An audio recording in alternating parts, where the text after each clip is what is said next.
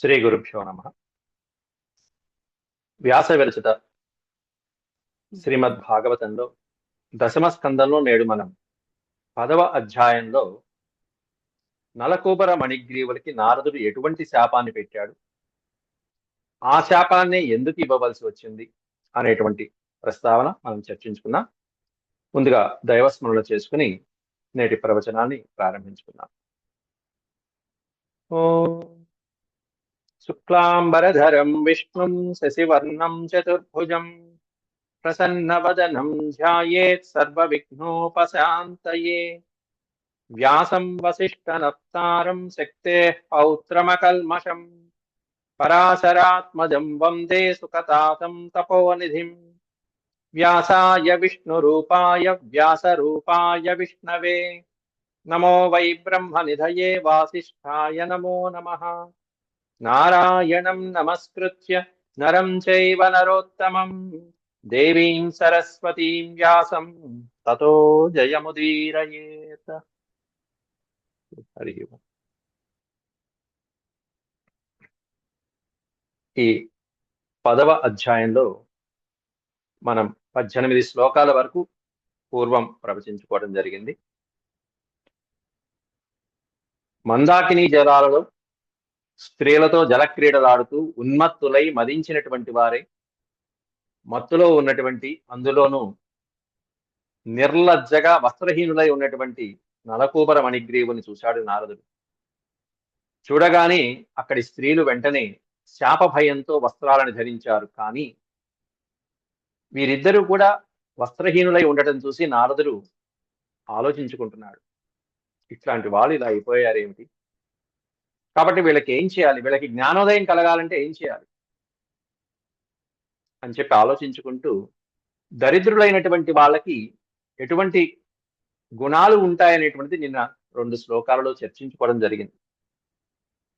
వాళ్ళకు ఉండేటువంటి పరోపకార బుద్ధి కానీ, అంటే వాళ్ళకి జరిగినటువంటి కష్టాలు పరులకి రాకుండా ఉండాలని కోరుకోవటం మొదలైనటువంటి గుణాలు దరిద్రుల్లో కనిపిస్తూ ఉంటాయి. దారిద్ర్యం ఉన్నటువంటి వాళ్ళు, దారిద్ర్య దశను అనుభవించేటువంటి వాళ్ళలో కొన్ని గుణాలు కనిపిస్తూ ఉంటాయి. ఆ గుణాలని నారదుడు గుర్తు చేస్తూ నిత్యం 16వ శ్లోకంలో మనం చెప్పుకోవాలి. 16వ శ్లోకం. నిత్యం క్షుక్షామదేహస్య దరిద్రస్యాన్నకాంక్షిణః ఇంద్రియాణ్యనుసుష్యంతి హింసాపి వినివర్తతే. నిత్యం క్షుక్షామదేహస్య, క్షుత్క్షామదేహస్య దరిద్రస్యాన్నకాంక్షిణః ఇంద్రియాణ్యనుసుష్యంతి హింసాపి వినివర్తతే అని 16 శ్లోకంలో నారదుడు అసలు తినటానికి తిండి కూడా దొరకనటువంటి పేదవాడికి ఇక ఇంద్రియ సుఖాలు, వాటి మీద మనసు ఏం వెళ్తుంది? ఇంకా ఇంద్రియ సుఖాలు అనేటువంటివి ఎవరికి అంటే, చక్కగా అనుకున్నటువంటివి అన్నీ కూడా చేతికి అందుతున్నప్పుడు, దొరుకుతున్నప్పుడు, అటు ఆహారం కానీ, సుఖాలు, భోగాలు, విందులు, విలాసాలలో ఇట్లాంటి తేలి ఆడుతున్నప్పుడు ఆ ఇంద్రియాలనేవి విజృంభించి విషయ సుఖాలు, ప్రాపంచిక సుఖాల మీద ఇంకా విరుచుకు పడతాయే. 4 వేళ్లు పూర్తిగా లోపలికి వెళ్ళినటువంటి ఓ పూట గడవనటువంటి వాడికి ఇక నిత్యం క్షుక్షామదేహస్య, క్షుత్క్షామం, ఆకలి బాధని కూడా తట్టుకోలేకుండా గిలగిల్లాడిపోతూ పస్తులుండేటువంటి దేహానికి, మానవుడికి నిత్యము అలా ఉండేటువంటి వాడికి, ఈ రోజు 4 మెతుకులు లోపలికి వెళ్తాయో లేదా అని చూసుకునే వాడికి, అటువంటి దారిద్ర్య దశలో ఉన్నటువంటి వాడికి నకాంక్షిణః, ఇక కాంక్షలు ఏముంటాయి, కోరికలు ఏముంటాయి? వాడు ఇంకా మంచి రోజులు వస్తాయేమో, ఇంకా మంచి రోజులు వస్తాయేమో అని చూసి చూసి చూసి విసిగి వేసారిపోయి మెల్లమెల్లగా క్రమక్రమంగా వాడు విషయ సుఖాలకి దూరం అయిపోతూ ఉంటాడు. ఇది ఒక రకమైన సాధన కదా, ఇదే తపస్సు. క్రమక్రమంగా దూరం అయిపోవాలి ఇంద్రియ సుఖాలు, ప్రపంచ వ్యామోహాల నుంచి దూరంగా అయిపోవాలి. ఇంద్రియాన్ అనుసుష్యంతి, ఇంద్రియాలు ఉన్నాయి, అవన్నీ కూడా సహజంగానే వాడికి అనుసుష్యంతి. సుష్యంతి అంటే ఎండిపోవటం. ప్రాపంచిక సుఖాల మీద నుంచి పక్కకి అలా వెళ్ళిపోతాయి క్రమక్రమంగా. ఇది తపస్సు, వాడి సాధన. అదొక అదృష్టం. హింసాపి వినివర్తతే. ఇక వాడి సుఖమే వాడు చూసుకోలేకపోతుంటే, వాడి తింటే వాడు చూసుకోలేకపోతుంటే, ఇంద్రియాలని వశం తప్పుతుంటే, ఇంద్రియాలు అంటే జితేంద్రుడు అయిపోతున్నాడు అక్కడ ఒక రకంగా. అది కాల ప్రభావం అవ్వచ్చు, పరిస్థితుల ప్రభావం అవ్వచ్చు, ఇంకోటి అవ్వచ్చు. ఇంద్రియాలను జయించాడు అక్కడ. హింసాపి వినివర్తతే.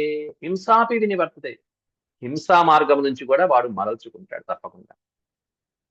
ఎటువంటి హింస ఇది అంటే చెప్పాం నిన్న, మనోవాక్కాయముల ద్వారా ఈ త్రికరణ శుద్ధిగా చేసేటువంటివి ఏవైనా సరే. కానీ ఈ హింసావృత్తిలో శుద్ధి లేదు, ఇంకా అంతా అశుద్ధమే. కాబట్టి ఇలా దారిద్ర్య దశలో ఉన్నటువంటి వాళ్ళకి హింస మీద గాని, విషయ సుఖాల మీద గాని, కోరికల మీద గాని వ్యామోహం ఉండదు కదా. కాబట్టి వీళ్ళని ఆ స్థాయికి దించుదామని చెప్పే ఉద్దేశంలో ఉన్నాడు నారదుడు. దరిద్రస్యైవ యుజ్యంతే సాధవ సమదర్శినః సద్భిః క్షిణోతి తం తర్షం తత ఆరాత్ విశుధ్యతి. తత ఆరాత్ విశుధ్యతి. ఈ దారిద్ర్యంలో ఉండేటువంటి వాళ్ళకు కూడా అత్యద్భుతమైనటువంటి ఒక సంస్కారం ఏంటంటే సజ్జన సాంగత్యం. దరిద్రస్యేవ యుజ్యంతే సాధవః సమదర్శినః. సమదర్శినః సాధవః. సత్పురుషులు కొంతమంది ఉంటారు.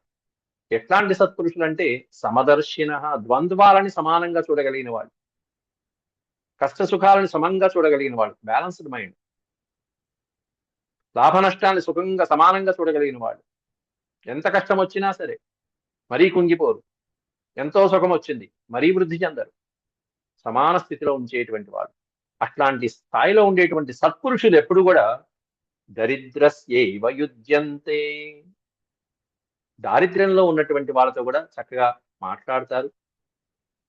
వీళ్ళు పలకరిస్తే వాళ్ళు కూడా పలకరిస్తారు, కుశల ప్రశ్నలు వేస్తారు, ప్రేమగా పలకరిస్తారు. సత్పురుషులు ఎందుకంటే అందరితో సమానంగా ఉంటారు. తామరాకు మీద నీటి బొట్టులాగా అంటి అంటున్నట్టుగా ఉంటారు సత్పురుషులు ఎప్పుడు కూడా. సమదర్శిన అంటారు. అందుకే దారిద్ర్యంలో ఉండేటువంటి వాళ్ళతోనూ వాళ్ళు బాగానే ఉంటారు, విపరీతమైనటువంటి ధన ప్రలోభంతో ఉండే వాళ్ళతోనూ ఉంటారు. కానీ సద్భిక్షిణోతి తం తర్ష్యం తత ఆరాత్ విశుధ్యతి. సద్భిః క్షిణోతి. ఆ సత్సాంగత్యం వలన క్షిణోతి తం తం క్షిణోతి. సజ్జన సాంగత్యం వలన వీడికి ఇంకా కష్టమైనటువంటి దశలు, ఈ పేదవాడికి వచ్చేటువంటి దారిద్ర్యంలో ఉండేటువంటి అనేకమైనటువంటి కష్టాలు, భోగాల లాలస, ఇంకా నాకు డబ్బులు వస్తే బాగుండు, అనుభవించవచ్చు అనేటువంటి కోరిక క్రమంగా పూర్తిగా అణిగిపోతుంది. క్షీణోతి, నశించిపోతుంది. సత్సంగత్వే నిస్సంగత్వం, నిస్సంగత్వే నిర్మోహత్వం, నిర్మోహత్వే నిశ్చలతత్వం, నిశ్చలతత్వే జీవన్ముక్తి. అందువల్ల సత్సాంగత్యం అనేటువంటిది, సజ్జన సాంగత్యం అనేటువంటి దాని వలన పేదవాడు సుఖాలు భోగాలు అనుభవించలేకపోవచ్చు. అది పరిస్థితుల ప్రభావము, భగవంతుడి కృపో, కాలమహిము. కానీ సడన్ గా ఎప్పుడైనా ఒకవేళ మళ్ళీ అనుభవించేటువంటి స్థితి వచ్చినా, వృద్ధి చెందినా, ఈ సజ్జన సాంగత్యం వలన వారి కోరిక కాస్త క్షీణోతి తం తం క్షీణోతి. ఈ సజ్జన సాంగత్యం వలన అది కాస్త క్షీణించిపోతుంది. తర్షః తత ఆరాత్ విశుధ్యతి. తత ఆరాత్ విశుధ్యతి. తత ఆ తర్వాత ఆరాత్ విశుధ్యతి. వాడి అంతరంగం అనేటువంటిది నిర్మలమైపోతుంది, పరిశుద్ధమైపోతుంది. ఈ సత్పురుషుడి యొక్క సాంగత్యంతో తర్వాత ఎప్పుడైనా వస్తాయని అనుకునేటువంటివి కూడా రావు. ఒకటి అంతరంగం కాస్త శుద్ధమైపోవటం అనేటువంటిది జరుగుతుంది. ఇది సత్పురుషుల యొక్క సాంగత్యం అని. ఎందుకంటే సత్పురుషులు దారిద్ర్య దశలో ఉన్నటువంటి వాళ్ళతో కూడా సమానంగా ఉంటారు, హెచ్చు తగ్గులతో ఉండరు. ఇట్లాంటి వాళ్ళతో నేను మాట్లాడేది ఏమిటి అనేటువంటి భావనలో సత్పురుషులు ఎప్పుడూ ఉంటారు. అది వాళ్ళ దగ్గర ఉన్న విశేషం. కాబట్టి సాధూనాం సమచిత్తానాం ముకుంద చరణైషిణాం ఉపేక్ష్యైః కిం ధనస్తంభైః ఉపేక్షైః కిం ధనస్తంభైరసద్భిః అసదాశ్రయైః ఉపేక్ష్యైః కిం ధనస్తంభైరసద్భిరసదాశ్రయైః. సాధూనాం సమచిత్తానాం. సత్పురుషుల యొక్క స్వభావం ఎప్పుడు కూడా ఎలా ఉంటుంది అనేటువంటిది దీంట్లో వివరిస్తున్నారు. సమచిత్తానాం సాధూనాం అంటే ద్వంద్వాల పట్ల, ద్వంద్వాలు అంటే కష్ట సుఖాలు, లాభ నష్టాలు మొదలైనటువంటివి ఏవైతే ఉంటాయో వాటిని ద్వంద్వాలు అంటారు. ఈ ద్వంద్వాల పట్ల సమచిత్తానాం సాధూనాం సమానమైనటువంటి మనసు కలిగినటువంటి సత్పురుషులకి ముకుంద చరణైషిణాం ముక్తిం దదాతి ముకుంద, ముందు ముందు ముక్తిని ఇచ్చేటువంటి వాడు. అట్లాంటి ఆ ముకుంద చరణ ఏషిణాం పరమాత్ముని యొక్క పాదపద్మాలని పట్టుకుని పరమాత్ముని ఆరాధించాలనేటువంటి కోరిక కలిగినటువంటి సాధకుడికి ఉపేక్షై కిం ధనస్తంభైరసద్భిరసదాశ్రయై డబ్బు ఉన్నటువంటి వాడి పట్ల గాని డబ్బు లేనటువంటి వాడి పట్ల గాని ఎప్పుడు కూడా వాళ్ళు ఎలా ఉంటారంటే ఇందాక చెప్పాను కదా, తామరాకు మీద నీటి బొట్టులాగా ఉపేక్షై ఉపేక్ష వహిస్తూ ఉంటారంతే. వాడు డబ్బు ఉన్నటువంటి వాడు పక్కన ఉండి విర్రవీగుతూ ఉంటే కొంతమంది ఉంటారు ప్రవచనాలు ఇచ్చేటువంటి సత్పురుషులైనటువంటి పెద్ద పెద్ద వాళ్ళ దగ్గర వాళ్ళ ధనమదాన్ని చూపిస్తూ ఉంటారు. ఎంత ప్రయోగించినా సరే వాళ్ళు ఉపేక్ష వహిస్తారు అంతే, చూసి ఊరుకోవటం అంతే. వీళ్ళ అజ్ఞానం ఇది అని చెప్పి మనసులో భావించుకుంటారు.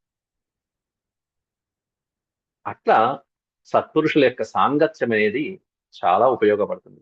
అందులో ముకుంద చరణైషీన పరమాత్ముని యొక్క పాదపద్మాల కంటే ఇక వేరేది ఏది గొప్ప కాదు అనేటువంటి సత్పురుషులు ఉంటారు చూసారా. ఆ భక్తవత్సలులు ఎవరైతే ఉంటారో, ఆ భాగవతోత్తములు ఎవరైతే ఉంటారో అట్లాంటి వాళ్ళకి ధనం ఉన్నవాడైనా ధనం లేనివాడైనా ఉపేక్ష వహిస్తూ ఉంటారు. కాబట్టి అట్లాంటి వాళ్ళతో సావాసం అనేటువంటిది వీళ్ళకి అవసరం.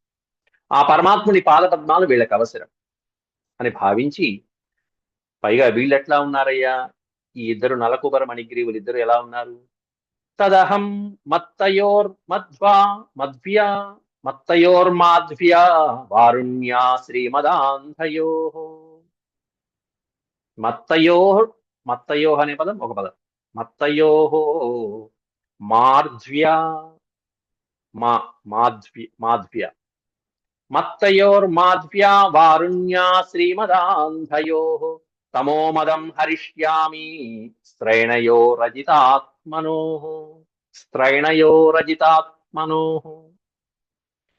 ఇలాంటి ఎన్నో రకాలైన దుర్గుణాలు కలిగినటువంటి వాళ్ళని నేను ఇప్పుడు ఏం చేస్తానంటే అంటూ నారదుడు తన మనసులో తాను చర్చించుకుంటున్నాడు.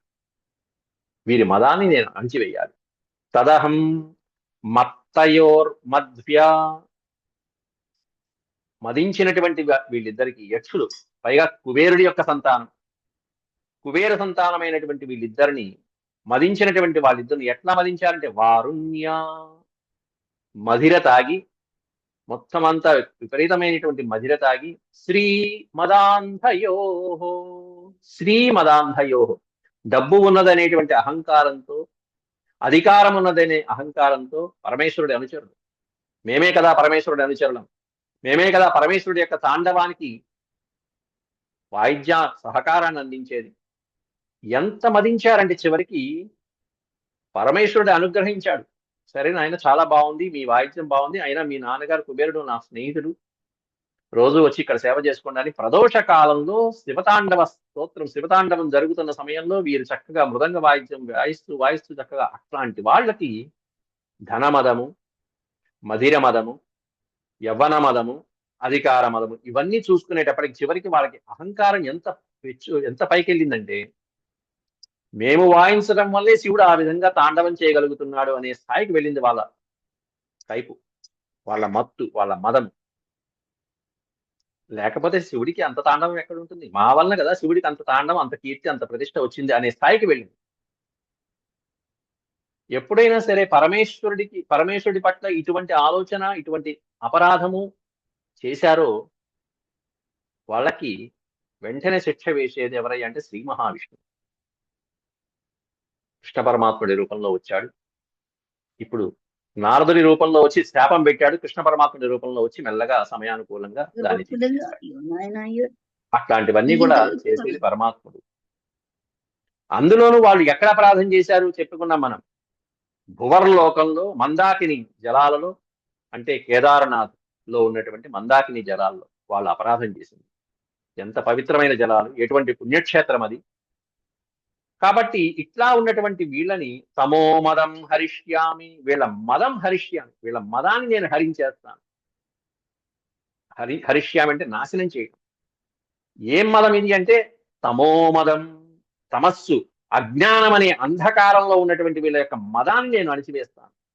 తమో మదం హరిష్యామి. ఇంకా ఏమిటో చెప్తున్నాడు, స్త్రైణయో రజితాత్మనో, స్త్రైణయో అజితాత్మన, స్త్రీలోలతతో ఉన్నటువంటి వీళ్ళు, స్త్రీల యొక్క చాంచల్యంలో కొట్టుమిట్టాడుతున్నటువంటి వీళ్ళ బుద్ధుల్ని, అంటే ఇంద్రియాలకి బానిసైపోయినటువంటి వీళ్ళిద్దరిని అజితాత్మన, జితాత్మన కాదు అజితాత్మన, జిత అంటే జయించడం, ఇంద్రియాలు జయించినటువంటి వాడు జితాత్మన, జితేంద్రియ.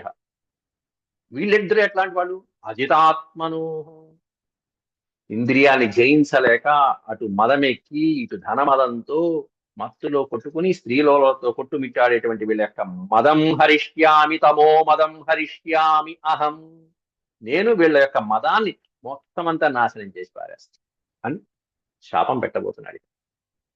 ఇదంతా ఎందుకు ఆలోచించుకున్నాడు, ఒకటేమన్నా కుబేరుడి యొక్క సంతానం, వీళ్ళకు ఉన్నటువంటి పరిస్థితులు ఈ పరిస్థితుల్లో ఉన్నారు, ఈ పరిస్థితుల్లో ఉన్నటువంటి వారికి ఎన్ని సంవత్సరాలు శాపం పెట్టాలి, ఎలాంటి శాపం పెట్టాలి అని ఆలోచించుకుని, యదిమౌ లోకపాలస్య పుత్రౌ భూత్వా తమః ప్లుతౌ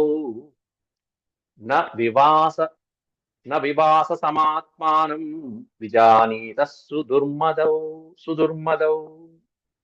వీళ్ళందరూ మైకంలో ఉన్నారు, కనీసం వస్త్రాలు ఉన్నాయో లేదో కూడా తెలియదు. నా విజానీత సుదుర్మదౌ, సుదుర్మదౌ మదించినటువంటి వాడు, తెలుసుకోలేకుండా ఉన్నాడు. జానీత అంటే తెలుసుకోవడం, విజానీత తెలుసుకోలేకపోతున్నారు. న విజానీత వివాసం సమాత్మనౌ యదిమౌ లోకపాలస్య పుత్రౌ. ఈ పుత్రులిద్దరు ఎవరి పుత్రులు, లోకపాలకుడైనటువంటి కుబేరుడి యొక్క కుమారులు. ఇంద్ర యమ వరుణ కుబేరులు 4 దిక్కులకి లోకపాలకులు. యదిమౌ లోకపాలస్య పుత్రౌ భూత్వా తమః ప్లుతౌ. ఎట్లా ఉన్నారు వీళ్ళిద్దరు అంటే తమః ప్లుతౌ, తమస్సులో నిండిపోయినటువంటి వాడు, అంధకారంలో, అజ్ఞానం అనేటువంటి అంధకారంలో, అందము మదము డబ్బు వీటిలో మునిగిపోయినటువంటి, ప్లుత తడపబడినటువంటి వాడు. అట్లాంటి వాడు మందాకిని జలాలు, పవిత్రమైన మందాకిని జలాల్లో కాదు, ఇట్లాంటి మదంలో తడపబడినటువంటి. న వివాస సమాత్మానం, న వివాస సమాత్మానం, ఆత్మానం న వివాసం. వివాసం అంటే వస్త్రం, వాళ్ళకి వస్త్రాలు ఉన్నాయో లేదో కూడా కనీసం గుర్తు లేనటువంటి అజ్ఞానంలో ఉన్నారు. ఇంకే ఆ తమస్సుని ఏం చేయాలి? అట్లాంటి వాళ్ళు. కాబట్టి విజానీత సుదుర్మదౌ, ఇట్లాంటి మదాంధులైనటువంటి వాళ్ళకి నేను సరిగ్గా గుణపాఠం చెప్పాల్సిందే. కాబట్టి వీళ్ళు దేనికి అర్హులైనటువంటి వాళ్ళు అంటే శాపానికి అర్హులైనటువంటి వాళ్ళు. ఎట్లాంటి శాపానికి? అతోర్హత స్థావరతాం స్యాతాం నైవం యథా పునః స్మృతి స్యాన్ మత్ప్రసాదేన తత్రాపి మదనుగ్రహాత్. ఈ పదాన్ని విడతీస్తే స్యాత్ మత్ప్రసాదేన, స్యాన్మత్ప్రసాదేన, స్మృతి స్యాన్మత్ప్రసాదేన తత్రాపి మదనుగ్రహాత్. మత్ అనుగ్రహాత్, నా అనుగ్రహంతో. వీళ్ళకి శాపం ఇచ్చినా కూడా నా అనుగ్రహంతో వీళ్ళకి ఒక విధమైనటువంటి జ్ఞప్తి, జ్ఞాపకము మొదలైనటువంటి ఉండేట్టుగా శాపం పెడతాం. అందువలన ఈ దుర్మార్గులిద్దరికీ కూడా శాపం ఇవ్వటానికి అర్హత ఉన్నది నాకు. అర్హత స్థావరతాం స్యాతాం. వీళ్ళిద్దరూ దేనికి అర్హులైనటువంటి వాళ్ళు? స్థావరంగా మారిపోవటానికి అర్హులైనటువంటి వాళ్ళు. స్థావరములు జంగమములు, చర అచర, స్థిర అస్థిర, అంటే కదలలేకుండా పడిపోవటానికి ఎవరైతే అట్లా ఉంటారో అలా ఉండటానికి అర్హులైనటువంటి వాళ్ళు. స్థావరంగా ఉండేటువంటివి ఏమిటి అంటే రాళ్ళు, రప్పలు, కొండలు, పుట్టలు, అలాగే చెట్లు, చేమలు, ఇవి స్థావరము. అలా నిలిచిపోతూ ఉంటాయి అంతే. అలా వీళ్ళకి శాపం పెట్టడానికి అర్హులైనటువంటి వాళ్ళు. అతోర్హత, నేను అర్హుడైనటువంటి వాడిని.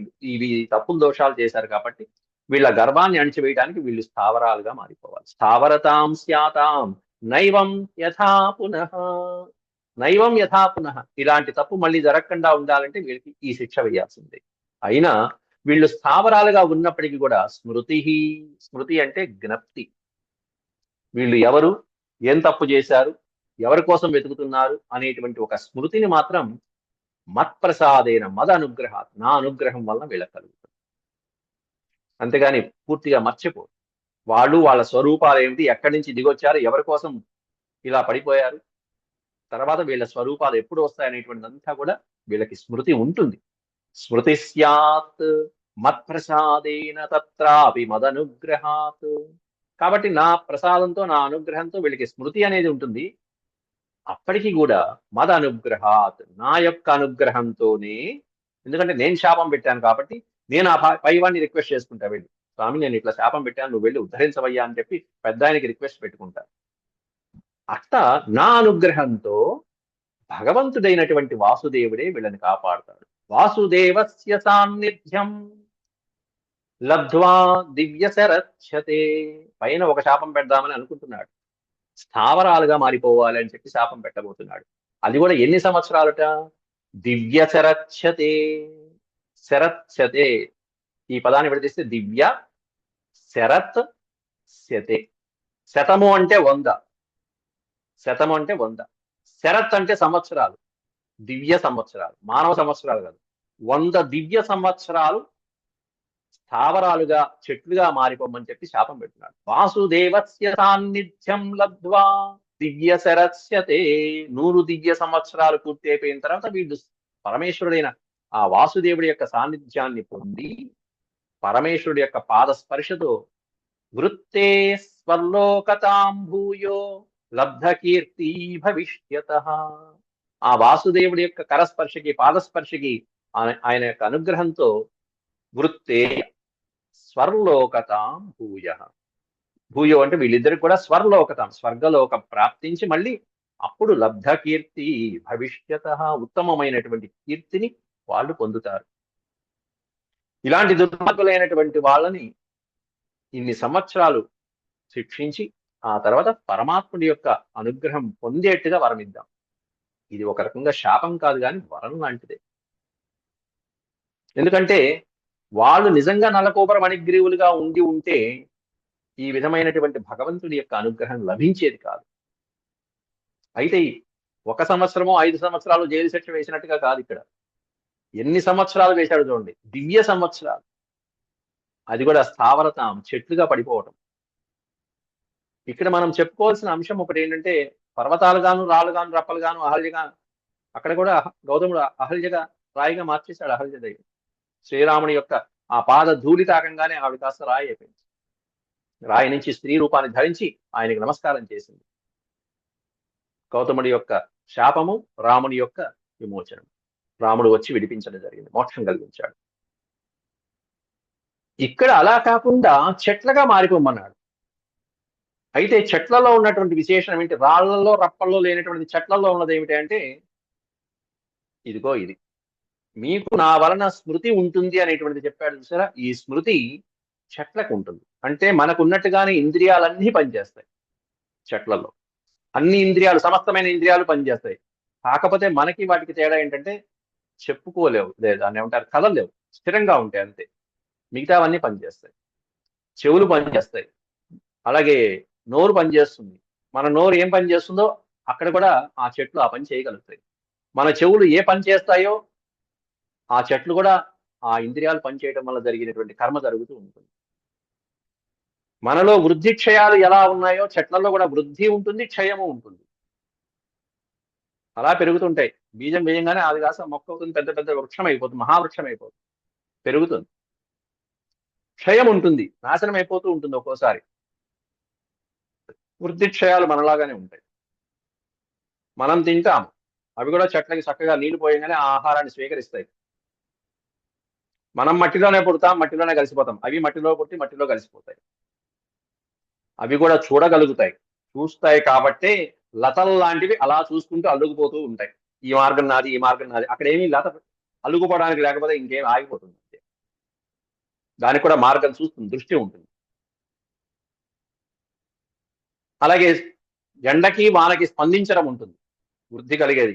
ఎండకి వానకి మన శరీరం ఎలా అయితే వృద్ధి జరుగుతూ ఉంటుందో, స్నానం చేయడం వల్ల శరీర వృద్ధి పెరుగుతుంది, ఎండ తగలడం వల్ల బలం పెరుగుతుంది. అలాగే వృక్షాల్లో కూడా ఆ ఎదుగుదల వాటి వల్ల కలుగుతూ ఉంటుంది. అంతేకాకుండా శబ్ద జ్ఞానం కూడా ఉంది వృక్షాలకి. పైనుంచి ఒక ఉరుమో పిడుగు వరంగానే ఇక్కడ కింద పళ్ళు రాలిపోతాయి, మొత్తం చెట్టు అంతా. తోటలో ఉన్న చెట్లన్నీ మామిడి పళ్ళన్నీ రాలిపోతాయి అక్కడ శబ్దం ఆగిందని. మేగుడు వర్షించంగానే, లేకపోతే ఉరమంగానే కింద టపటపట రాలిపోతాయి. అదేంటి అక్కడెక్కడో ఉరిమితే ఇక్కడ చెట్లు రాలిపోవడం ఏంటి? శబ్ద జ్ఞానం. కాబట్టి అన్ని ఇంద్రియాలు పనిచేస్తాయి చెట్లకి. ఆ ఒక్క స్మృతి అనేటువంటిది మీకు ఉంటుంది అని చెప్పడంలో అటు శిలలుగా మారటమా లేకపోతే వృక్షాలుగా మారటమా అనేటువంటిది మనం ఇక్కడ అర్థం చేసుకోవచ్చు. ఈ స్మృతి అనేటువంటిది రాళ్ళకు ఉండదు, శిల్పాలకు ఉండదు, వృద్ధిక్షయాలు ఉండదు. కానీ ఎన్ని సంవత్సరాలు శాపమో చూసారా? దివ్య సంవత్సరాలు అంటే మనకంటే 360 రెట్లు ఎక్కువ దివ్య సంవత్సరాలు అంటే. మనకి 360 సంవత్సరాలు అయితే ఒక దివ్య సంవత్సరం కింద లెక్క. 360 సంవత్సరాలు మన మానవ 300 సంవత్సరాలు మానవ కాల ప్రమాణం ప్రకారం అయితే, అట్లాంటిది 100 దివ్య సంవత్సరాలు అంటే 360 ఇంటూ 100 అంటే 36,000 సంవత్సరాలు మానవ సంవత్సరాలు లెక్క అయితే 36,000 సంవత్సరాలు వృక్షాలుగా పడిపోయి ఉన్నారు వాళ్ళు. ఎండనక వాననక చలికి వణుకుతూ విపరీతమైనటువంటి బాధలు అనుభవిస్తూ ఇన్ని రకాలుగా ఇన్ని సంవత్సరాలు వాళ్ళు ఎట్లాంటి వాళ్ళు ఏ దశకు వచ్చారో అర్థమైపోలా. ఎప్పుడైతే చెట్లగా మారిపోయారో అప్పటికే వాళ్ళ మలం పోతుంది. కానీ ఇన్ని సంవత్సరాలు వీళ్ళు ఏం చేశారు? ఎవరి కోసం నిరీక్షించారు? ఆ పరమాత్ముడి కోసం నిరీక్షించి ఆ పరమాత్ముడి యొక్క తపస్సు చేసి ఆ పరమాత్ముడు శ్రీ మహావిష్ణువు ఎప్పుడొస్తాడు, దామోదరుడు ఎప్పుడొస్తాడు, శ్రీకృష్ణ పరమాత్ముడు ఎప్పుడొస్తాడు అంటూ ఆ నామ జపంతోనే వీళ్ళిద్దరూ, జంటలిద్దరు, కవలలిద్దరు, నలకోబర మణిగ్రీవులు తపస్సు చేస్తూ ఉన్నారు. ఇది నారదుడిచ్చిన శాపం. చివరికి ఆ శాపము ఫలించబోయేటువంటి శుభతరుణం ఆసన్నమైంది. శ్రీకృష్ణ పరమాత్ముడి యొక్క చిట్టి ఆ పాదాలతో ఆ ఉలూఖాన్ని, ఆ రోలిని అలా దొల్లించుకుంటూ వెళ్ళి ఆ 2 చెట్ల మధ్యలో ఉంచి వెళ్తున్నాడు పరమాత్మ. ఆ సన్నివేశం రాబోతుంది. ఇన్ని సంవత్సరాల యొక్క తపశక్తి వలన ఆ తప్పు పోయి చివరికి పరమాత్ముడి యొక్క సాన్నిధ్యం లభిస్తున్నది వాళ్ళకి. తప్పు చేయటం సహజం. ఆ తప్పుని కప్పిపుచ్చుకోవాలంటే, ఒక తప్పుని కప్పిపుచ్చుకోవాలంటే మనం ఎంత పుణ్యాన్ని ఆర్జించాలో ఒక ఉదాహరణ ఇక్కడ మనం తెలుసుకోవచ్చు. ఇది ఒక ఉదాహరణ. అన్ని సంవత్సరాలు వాళ్ళు అత్యద్భుతమైనటువంటి కఠోరమైనటువంటి తపస్సు చేసి వాసుదేవస్య సాన్నిధ్యం లబ్ధ్వా దివ్య సరస్యతే వృత్తే స్వర్లోకతాం భూయో లబ్ధ భక్తి భవిష్యతః. భక్తి లబ్ధ. అన్ని సంవత్సరాల తపఫలంతో వారి యొక్క నిరీక్షణ ఫలించి భక్తి లబ్ధ, అసలైనటువంటి భక్తి, అనన్యాశ్చింతయంతో మా, అట్లాంటి భక్తి లభించి ఇప్పుడు అది సఫలమవుతుంది. శ్రీ సుక ఉవాచ. సుఖయోగేంద్రుల వారు పరీక్షిత్ మహారాజుకి ఇదంతా వినిపిస్తూ ఏవముక్త్వా సదేవర్షిత్ గతో నారాయణాశ్రమం నలకూబరమణిగ్రీవౌ. ఇక్కడ విడతీసుకుంటే ఈ అక్షరం దగ్గర మణిగ్రీవౌ ఆసతుర్యమలార్జునౌ. ఔకారం అనేది మణిగ్రీవౌ దగ్గరికి వెళ్ళిపోతుంది. ఆ ఆకారం అనేటువంటిది ఇటు పక్కకు వస్తుంది. ఆసతు నలకూబరమణిగ్రీవౌ, అక్కడ ఔకారం పెట్టుకోవాలి. నలకూబరమణిగ్రీవౌ ఆసతుర్యమలార్జునౌ. కలిపేసి అయితే నలకూబరమణిగ్రీవావాసతుర్యమలార్జునౌ ఏవముక్త్వా సద దేవర్షి. ఈ విధంగా చెప్పి దేవర్షి నారదుడు గతో నారాయణాశ్రమం, నారాయణాశ్రమం గత. ఏమిటి నారాయణాశ్రమం? నరనారాయణులు తపస్సు చేసినటువంటి ఆశ్రమం ఏదైతే ఉంటుందో అక్కడికి గత. బదరికావనం, బదరీ క్షేత్రం, ఆ బదరీ క్షేత్రానికి వెళ్ళాడు నారదుడు. ఈయన ఎందుకు వెళ్ళాడు అక్కడికంటే నారదుల వారు తపస్సు చేసుకోవడానికి వెళ్ళాడు. ఈయనకి ఏంటంటే ఆ సన్నివేశం చూసేటప్పటికి కొంచెం కోపం వచ్చింది. ఆ క్రోధం వలన శాపం పెట్టాడు. ఎవరైనా సరే శాపం పెట్టారు అంటే శాపం పెట్టడం వల్ల కానీ లేకపోతే ఇంద్రియవశం అయిపోవటం వల్ల కానీ, కామక్రోధాదులు వృద్ధి చెందడం వల్ల కానీ వారి యొక్క తపశ్శక్తి కొద్దిగా క్షీణిస్తుంది ఎప్పుడైనా సరే. ఆ క్షీణించిన దాని పునఃప్రాప్తి కోసం మళ్ళీ తిరిగి పొందడం కోసం అని చెప్పి వాళ్ళు తపస్సు కూర్చుంటారు. అందువల్ల మళ్ళీ బదరికావనానికి వెళ్ళి దేవర్షి నారదుడు అక్కడ చక్కగా నారాయణ ఆశ్రమంలో తపస్సు చేయడానికి కూర్చున్నాడు. ఇక్కడ నలకూబరమణిగ్రీవౌ ఆసతుర్యమలార్జునౌ, ఆయన ఇచ్చినటువంటి శాపం ప్రకారం వీళ్ళిద్దరూ యమలార్జునౌ, ఇక్కడ అర్జున వృక్షాలుగా మారిపోయారు వీళ్ళిద్దరు, నలకూబరమణిగ్రీవులిద్దరు కూడా.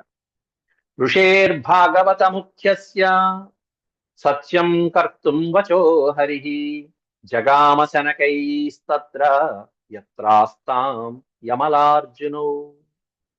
యమలార్జునో అంటే కలిసి ఉన్నటువంటి, యమము అనే పదానికి అర్థం కవలలు, అలా ట్విన్స్ లాగా జంటగా ఉన్నటువంటి అని అర్థం.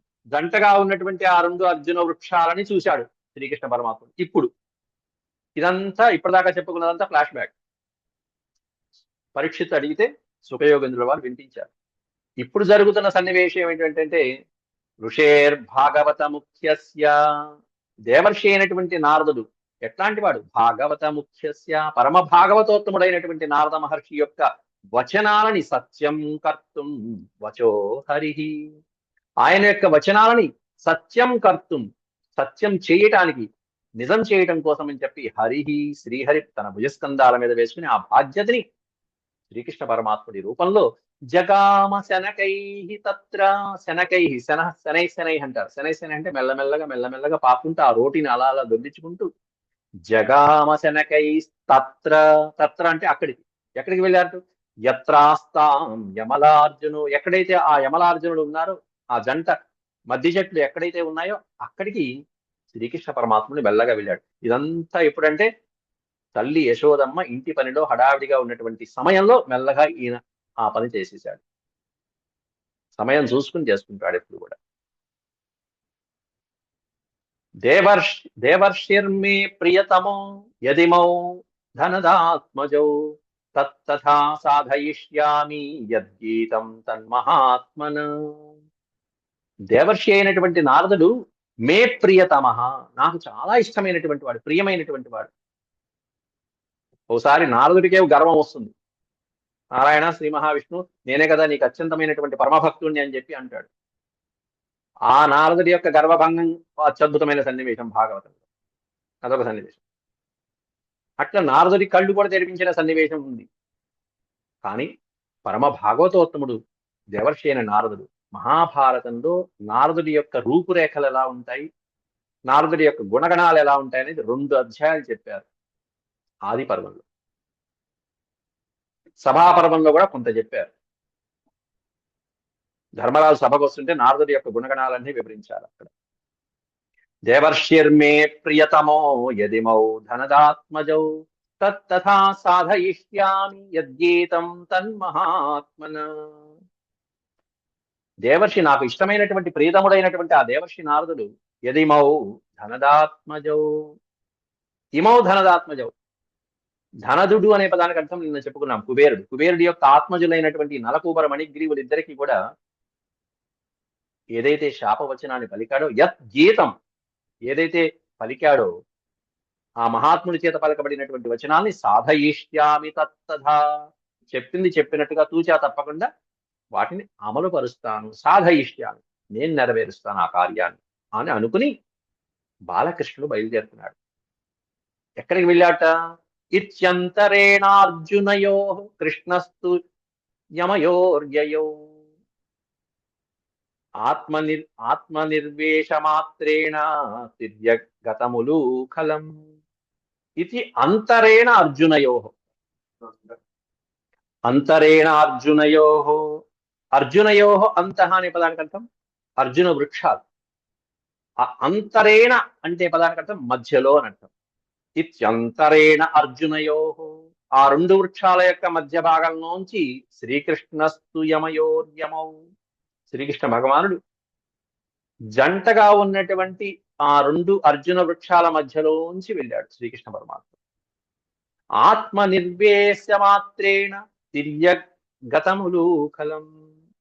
ఎప్పుడైతే భగవంతుడు తన స్వరూపాన్ని అలా వాటి యొక్క రూపాన్ని ఆయన 2 చెట్ల మధ్యలోంచి వెళ్ళాడో మరుక్షణంలోనే ఉలూకలం కాస్త తిర్యగ్గత, అది కాస్త ఒక్కసారిగా అప్పటిదాకా అలా వచ్చింది, ఒక్కసారి ఆ 2 చెట్ల మధ్యలోకి వచ్చేటప్పటికి తిర్యగ్గత, తిరగబడిపోయింది. తిర్యగ్గతం ఉలూకలం, ఆ రోకలి కాస్త పట్టుకుపోయింది 2 చెట్ల మధ్యలో. పట్టుకుపోయి రావాలా వద్దా, రావాలా వద్దా, ఏం చేయాలి? ఇక్కడ చూడండి, అంతరేణ అనే పదం ఉంది చూసారా, ఇది విశేషమైనటువంటి పదం. అంతర్యామి, అంతరము అనే పదం చాలా అంతరార్థాన్ని స్ఫురించేటువంటి పదాలు కొన్ని వాడుతూ ఉంటారు. అర్జునయో కృష్ణస్తు అంతరేణ, అసలు ఈ లైనే అత్యద్భుతమైనటువంటి వాక్యం. అంటే ఆ 2 వృక్షాల మధ్యలోంచి వెళ్ళాడు అంటే దాని అర్థం ఏంటంటే, మధ్య భాగం అంటే మన దేహానికి మధ్య భాగం ఏంటంటే గుండెకాయ. ఇంకా చెప్పాలంటే అర్జునయోహో మధ్య భాగంలో అలా ప్రవేశించాడు. పరమాత్ముడు ఎక్కడ ప్రవేశించాడంటే, ఇంతకాలం వారి యొక్క తపస్సు చేసి చేసి చేసి చేసి అది ఫలించేటప్పటికి పరమాత్ముడు వారి యొక్క హృదయాలలో నిండిపోయాడు. ఆ అర్జున వృక్షాలు నలకూబర మణిగ్రీవుల యొక్క హృదయ స్థానంలో అంతర్యామిగా ఉన్నటువంటి పరమాత్ముడు ఇప్పుడు వాళ్ళ మధ్యలోంచి వెళ్తున్నాడు. అంటే మోక్షం ఇవ్వడానికి సిద్ధంగా ఉన్నాడు. తపస్సు ఫలించిందని ఆ పదానికి ఉన్నటువంటి అర్థం అక్కడ, అంతరేణ అనే పదానికి. ఇంకా విశేషం ఏంటంటే చెప్పనండి, కృష్ణస్తు అర్జునయో అంతరేణ అనే పదం ఉంది ఇక్కడ. అటు అర్జునుడు కృష్ణుని మీరు తీసుకుంటే, ఇక్కడ అర్జున వృక్షాలు కాకుండా అర్జునుడిని తీసుకుంటే, మహాభారతంలో పంచపాండవుల 5గురు కూడా ఒక్క ఇంద్రుడి స్వరూపమే. 5గురు కలిపి ఒకే ఇంద్రుడు, అది చాలా చోట్ల చెప్పారు.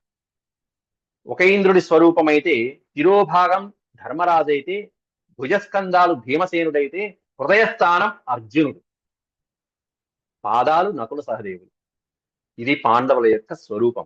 పాండవుల 5గురికి ఒక రూపాన్ని మనం చేయదలుచుకుంటే, ఆ రూపంలో శిరోభాగం మేధస్సు బుద్ధి అంత ధర్మరాజుది, భుజబలాలన్నీ భీమసేనుడి, హృదయస్థానం అర్జునుడికి.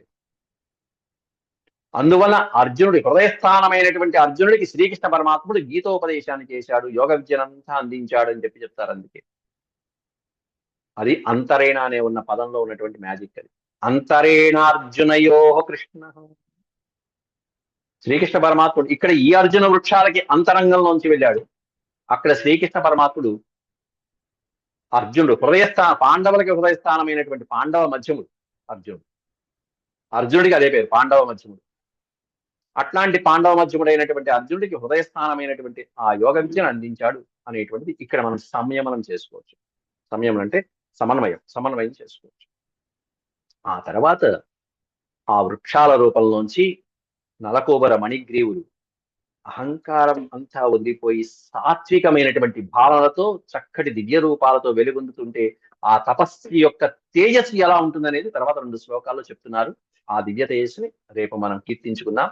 ఆ దివ్య తేజస్సుని కీర్తించిన తర్వాత వాళ్ళు శ్రీకృష్ణ పరమాత్ముని అత్యద్భుతమైన స్తోత్రాలు చేశారు 10 శ్లోకాలలో. నలకోబర మణిగ్రీవులు చేసిన కృష్ణ పరమాత్ముడి యొక్క స్తోత్రం అది. అవన్నీ రేపు చెప్తున్నాం. ఓం శాంతి శాంతి శాంతి. యదక్షరపద భ్రష్టం మాత్రాహీనం చ యద్భవేత్ తత్సర్వం క్షమ్యతాం దేవ నారాయణ నమోస్తుతే. సర్వం శ్రీకృష్ణార్పణమస్తు. ఓం నమో భగవతే వాసుదేవాయ.